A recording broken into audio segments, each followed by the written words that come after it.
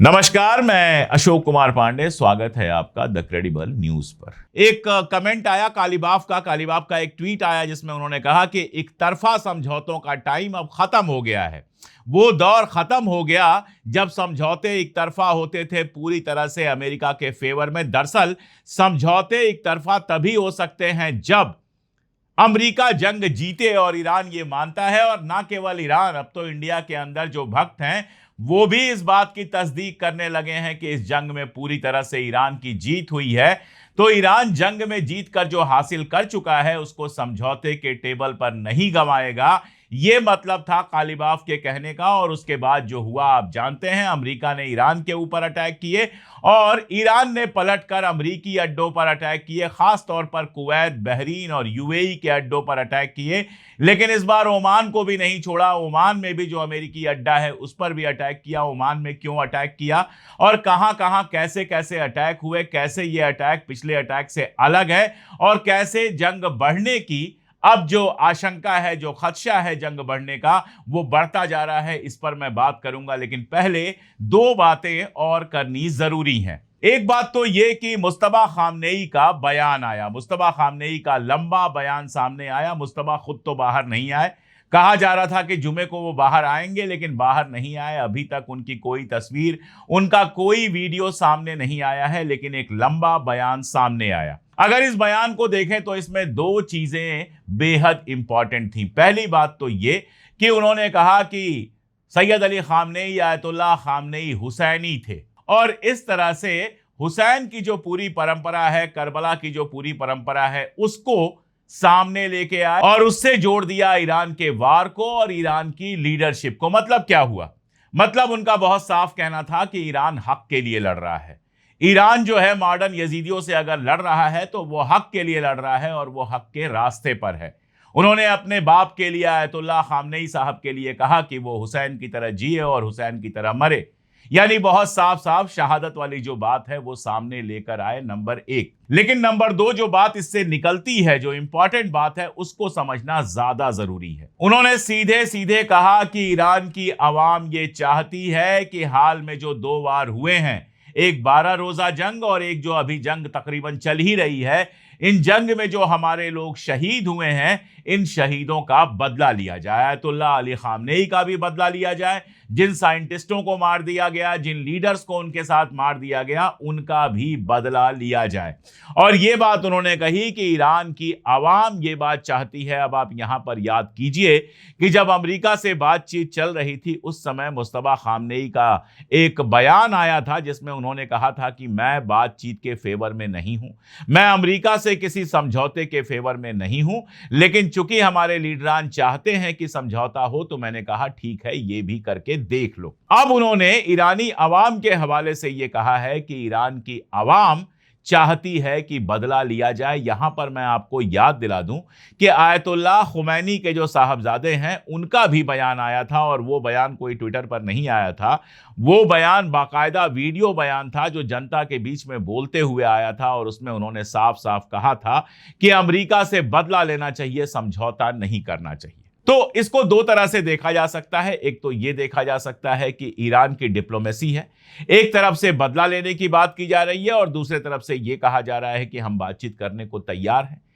और बातचीत करने को तैयार होने के साथ साथ यह भी कहा जा रहा है कि अगर समझौते से दाएं बाएं होंगे तो हम भी अटैक करेंगे, अगर हमारे ऊपर अटैक होगा तो हम भी अटैक करेंगे। यह ईरान की पूरी पॉलिसी है और इस पॉलिसी को बहुत कायदे से समझना जरूरी है। अब लौटते हैं जंग की तरफ। अमेरिका ने ईरान के ऊपर हमला किया, और इस बार का हमला अलग क्यों है, जिसका जिक्र मैंने शुरू में किया था कि इस बार का हमला अलग क्यों है। अभी तक जो हमले हुए थे वो सारे के सारे आर्मी ठिकाने पर हुए थे, मिलिट्री ठिकाने पर हुए थे। इस बार जो हमला हुआ है या जो हमले हुए हैं उसमें जो सिविलियन ठिकाने होते हैं, शहरी ठिकाने होते हैं, उनको भी निशाना बनाया गया। जिन जगहों पर हमला किया गया है एक बार मैं उनके नाम आपको बता दूं। किश्म पर हमला हुआ है, सिरीक, बंदर अब्बास, जास्क, बुशहर, खोंदाब, बंदर मशहर, बेहबहान, अंदिमिश्क, देसफुल, अहवाज, अबादान और खुर्रम शहर जैसे इलाकों पर हमला किया गया है। इसमें जो एक हमला किया गया है वो जो खेतों के सिंचाई के लिए सेंटर था उस पर हमला किया गया है, जिसमें बताया गया है कि एक आदमी मारा गया है, एक ईरानी मारा गया है और 2 लोग घायल हुए हैं। कई जगह से आग वाग लगने की भी खबरें आई हैं, लेकिन ईरान ने इस बार भी सारे ठिकाने जो चुने हैं अटैक के लिए वो मिलिट्री ठिकाने हैं। लेकिन इसके साथ एक बयान दिया है। क्या क्या नुकसान हुआ है कुवैत में, बहरीन में, मैं बताऊंगा, लेकिन ईरान का यह बयान समझना बहुत जरूरी है।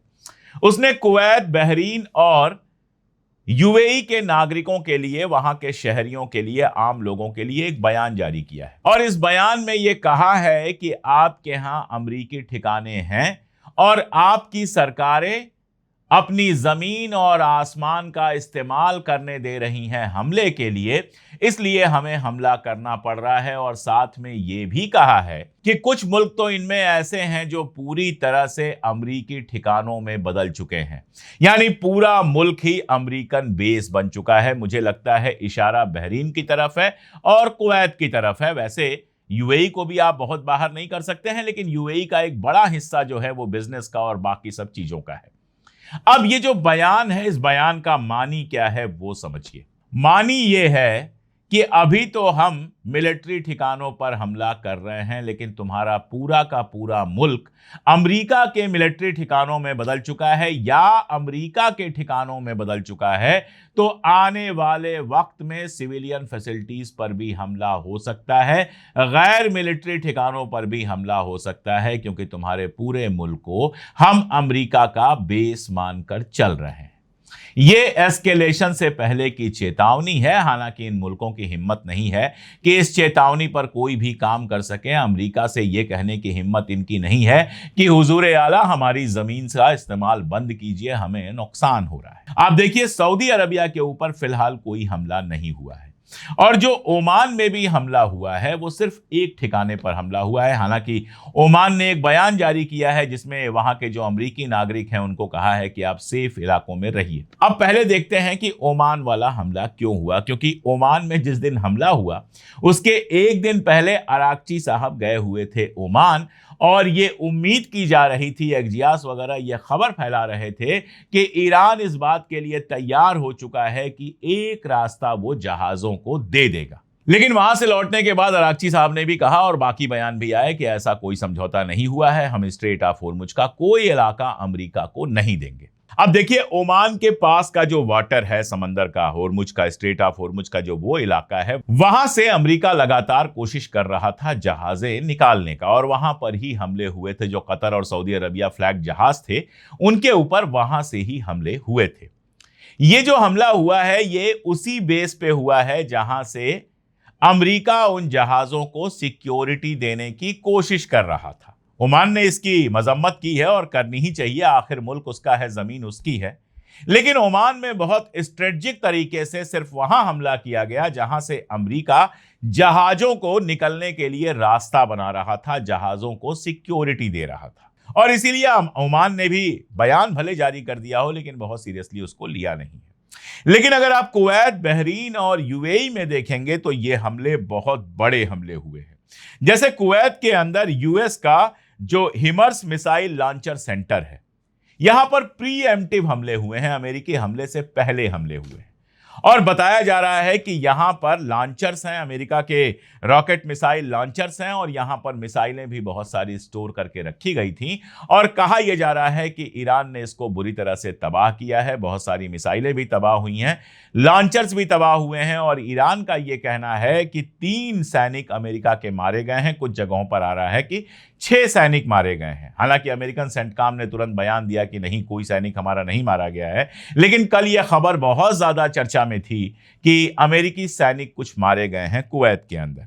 इसके अलावा अगर आप देखेंगे तो बहरीन का जो शेख ईसा एयरबेस है उस पर भी हमला किया गया है। वहां पर हेलीकॉप्टर्स का मेंटेनेंस होता है। P-8 जो जहाज हैं, अमेरिका के हवाई जहाज जो है, फाइटर प्लेन्स जो हैं उनका हैंगर है और अमेरिकी सेना का ड्रोन कमांड है और कंट्रोल सेंटर है। ईरान का दावा है कि इनको निशाना बनाया गया और बहुत ज्यादा नुकसान हुआ है। इसके अलावा कुवैत में अगर आप देखेंगे तो अली अल सलेम एयरबेस पर हमला हुआ है। यहां यह कहा जा रहा है कि फ्यूल टैंक है और पेट्रियाट एयर डिफेंस सिस्टम है जिनको नुकसान पहुंचाया गया है। साथ में अहमद अल जाबेर जो एयरबेस है उसके रडार सिस्टम पर भी बुरी तरह से हमला किया गया है, उसको भी काफी नुकसान पहुंचाया गया है।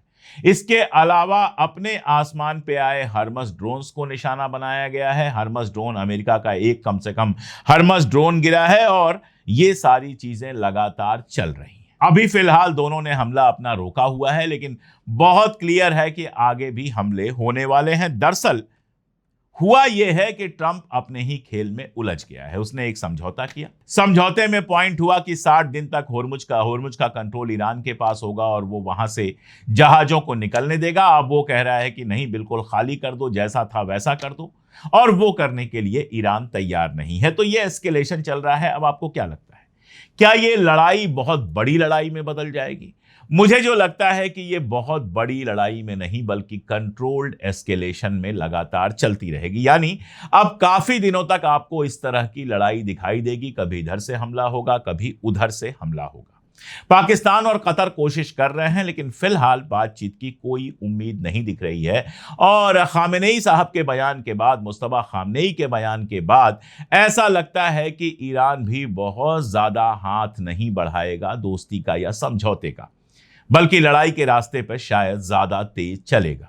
लेकिन ऐसे एस्केलेशन का खतरा यह होता है कि कभी भी यह बड़े एस्केलेशन में बदल सकता है। अब आखिरी सवाल जिसको समझना और जिस पर बात करना जरूरी है, कल देखा मैंने कई लोग कह रहे थे कि अरब मुल्कों पर तो हमला कर रहा है ईरान, लेकिन इजराइल पर हमला नहीं कर रहा है। देखिए, दो बातें यहां समझिए। पहली बात तो अरब मुल्क पर हमला नहीं कर रहा है। कुवैत, बहरीन या यूएई में एक भी अरब नहीं मारा गया है, एक भी आदमी, एक भी शहरी नहीं मारा गया है, एक भी शहरी मकान, फ्लैट या दुकान को नुकसान नहीं पहुंचा है। सिर्फ और सिर्फ अमेरिकी ठिकानों पर अटैक किया गया है। दूसरी बात यह है कि अभी तक इजराइल ने भी कोई अटैक नहीं किया है, यानी इजराइल सीधे सीधे जंग में शामिल नहीं हुआ है। अब इजराइल पर हमला करने का मतलब होगा एस्केलेशन को अचानक 100 डिग्री बढ़ा देना, और यह बेवकूफी होगी कि अपनी तरफ से आप बढ़ा दीजिए। जिस दिन इजराइल से कोई मिसाइल चलेगी और ईरान में गिरेगी, जाहिर तौर पर ईरान इजराइल पर भी ऐसे ही हमला करेगा जैसे बाकी मुल्कों पर हमला कर रहा है। वो तो सऊदी अरबिया पर भी हमला नहीं कर रहा, जॉर्डन पर पहले दिन हमला किया फिर नहीं किया। तो अगर अरब मुल्क अपने आसमान और जमीन का इस्तेमाल बंद करवा दे, ईरान उनके ऊपर हमला नहीं करेगा, और जाहिर है तब अमेरिका के पास एक ही रास्ता बचेगा कि वो इजराइल के बेस से हमला करे। तो इजराइल पर हमला होगा और लड़ाई बड़ी होगी। तो ये कहना कि अरब मुल्कों पर हमला कर रहा है, इजराइल पर हमला नहीं कर रहा है, गोया अरब मुल्कों से उसकी दुश्मनी हो और इजराइल से उसकी दोस्ती हो, ये बेकार की बात है। ये एकदम से बिना लॉजिक की बात है। जंग में दिमाग भी लगाना पड़ता है। ये पुराने जमाने की जंग नहीं है कि तलवार लेकर कूद गए, कट गए या काट दिए। ये मिसाइलें हैं, बहुत सोच समझ के चलानी पड़ती हैं, लाखों डॉलर की बनती हैं ये। तो कहां चलाना है, कहां नहीं चलाना है, ईरान वक्त के हिसाब से फैसला लेगा। अब दूसरा सवाल कि क्या ईरान का इसमें नुकसान नहीं हो रहा है? मैं पहले भी कहता था, आज भी कह रहा हूं, ईरान का नुकसान हुआ है। मैंने आपको बताया एक वाटर फैसिलिटी पर हमला हुआ, और भी कई जगहों से आग लगने और बाकी सबका अंदेशा है, लेकिन ईरान इसके लिए प्रिपेयर्ड है। बड़ी बात यही है कि ईरान इसके लिए प्रिपेयर्ड है, पहले से तैयार है, आर्मी तैयार है, नेवी तैयार है, सब कुछ तैयार है। तो अगर लड़ाई एस्केलेट करेगी तो ईरान आर पार की लड़ाई लड़ेगा, और अगर आर पार की लड़ाई होती है तो यह समझिए कि ट्रंप के लिए मुश्किलात लगातार बढ़ती रहेंगी। आप देखिए, फ्राइडे सैटरडे से कहानी चला रहे थे ये कि बातचीत के लिए ईरान ने कहा है, ये वो इशारा कर रहे थे कि चलो हो गया, मैंने 4 बम मार लिए, तुमने 4 बम मार लिए, अब आ जाओ बातचीत करते हैं, कोई रास्ता निकाल लेते हैं। इस बार ईरान ने बातचीत वगैरह के किसी जाल में फंसने की जगह अपने स्टैंड पर खुद को बिल्कुल टिका के रखा। नतीजा क्या हुआ? कच्चे तेल की कीमतें 3% से ज्यादा बढ़ गई हैं। ब्रेंट क्रूड जो है वो अब $78.49 पे पहुंच गया है, और सबसे मजा तब आएगा जब आज मंडे को अमेरिका का मार्केट खुलेगा और वहां पर कत्ल होगा जबरदस्त, और तब ट्रंप के ऊपर प्रेशर पड़ेगा देखिए उसका कितना असर होता है, क्योंकि मिड टर्म इलेक्शन अब नजदीक आते जा रहे हैं और लिंडसे ग्राहम के जाने का क्या असर होगा ये भी देखना पड़ेगा, क्योंकि इजराइल का सबसे बड़ा एडवोकेट था वो। ईरान में कल खुशी तो नहीं मनाई गई, किसी की मौत की खुशी नहीं मनाई जानी चाहिए, लेकिन ईरान का जो मीडिया है उसने दो दो तीन तीन बार इस खबर को बताया और ऐसे ही बताया कि अच्छी खबर है।